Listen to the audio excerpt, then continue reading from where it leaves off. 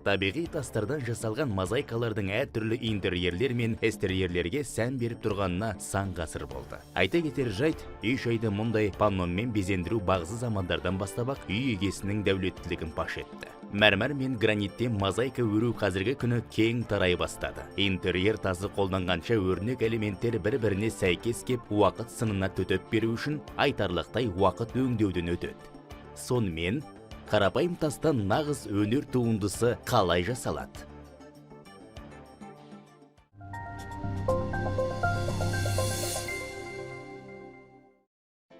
Үлкен кесек тастардан күрделі өрнекті біртұтас суреттің қалай жасалатынын білу үшін отандық компаниялардың бірі Stone Decor компаниясына ат басын бұрдық. Натуральный камень трудно назвать строительным материалом. На самом деле это украшение для интерьера моего. Табиғи тастарды құрылыс материалы деп атаудың өзі қиын. Бұл шын мәнісінде үй үшін безендіруге арналған әшекей. Біз оны солай атаймыз. Өйткені бұл тарихы өте бай, ғасырлар бойы қолданыста болған белгілі материал.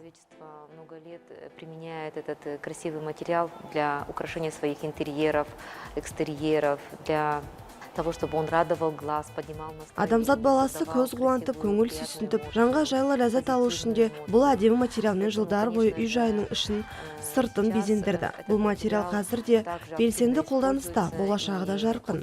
Себебі адамзат қоғамы алға жылжып, табиғи тастарды өңдеудің жаңа технологияларын жасап келеді. Создает различные новые технологии для обработки натурального камня.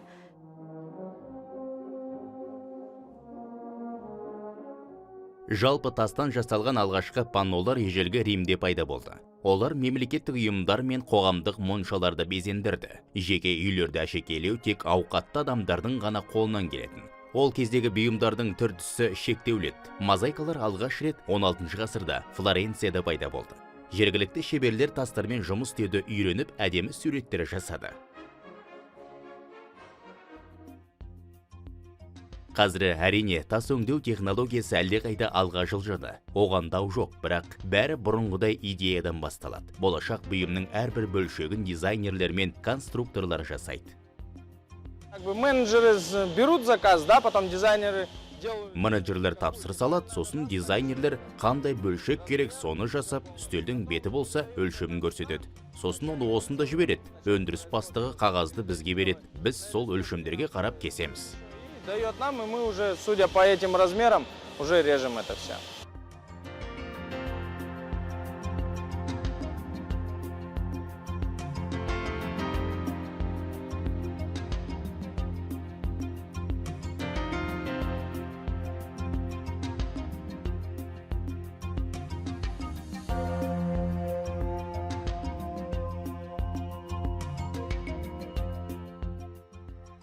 Содан кейін іске кесу шеберлері кіріседі.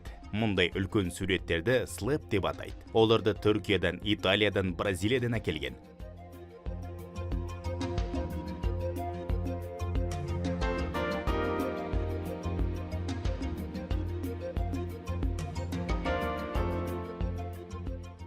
Әр қайсының ені 1,5, ұзындығы 2,5 метр.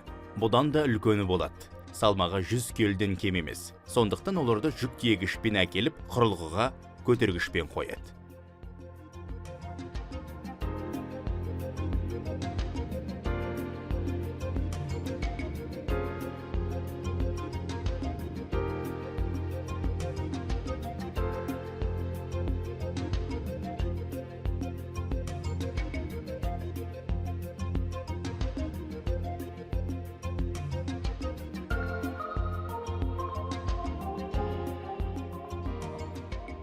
Мұндай аппаратты үстел бетін еден мен терезе тақтайын дайындауға, яғни дәл әрі көлемді бұйымдарды жасау үшін қолданады. Аппарат автоматты түрде жұмыс істейді. Шебер тек компьютерге тиісті параметрлерді жүктейді.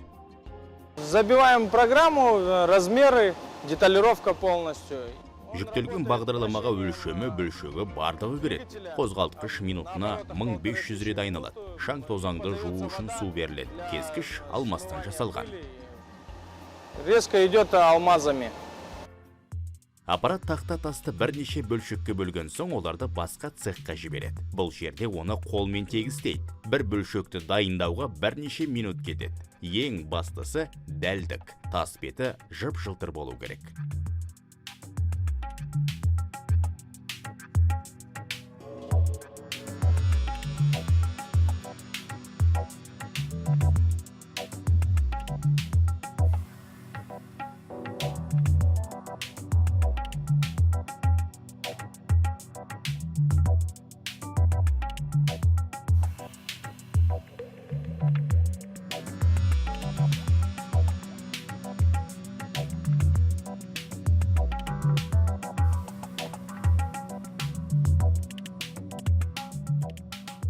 Әрі қарай шебер бөлшектерді техникалық тапсырмаға сай желімдейді. Желім 2 компоненттен тұрады: мәрмәр мен гранитке арналған арнайы желім.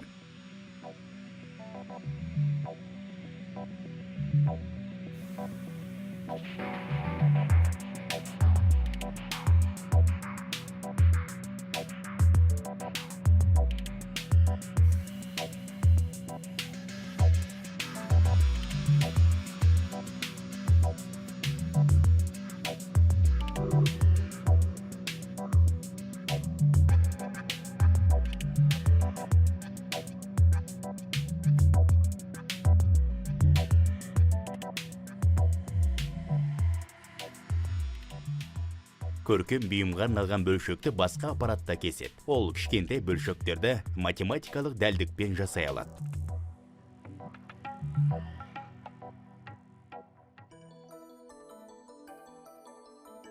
Арнайы ыдыстағы су бірнеше мың атмосфера қысыммен араластырғышқа беріледі. Оған сумен бірге майда құм түйіршіктерінен тұратын қоспа жіберіледі. Содан соң сұйықтық шүмекке беріліп, жіңішке су ағыны өңделетін материал бетіне бағытталып, оны кеседі.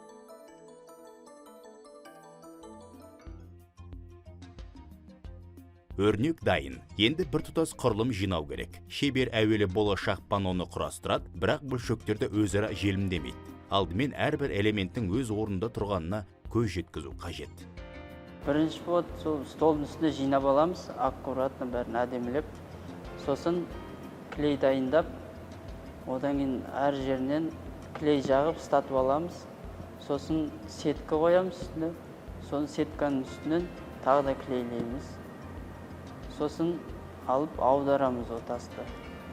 Тор жабыстырғаннан кейін жарты сағат көлемінде ол клей қатып дайын болады. Сол кезде алып, оны аударамыз да, өзіне арналған әрдей клейі бар, сонымен үстінен тағы да клейлейміз. Бұл қабат пайда болған бос кеңістікті толтырып, суретте тесік болудан сақтайды. Бөлшектер арасындағы жік көрінбеуге тиісті. Сырттан қарағанда тастан жасалған тұтас кілем сияқты.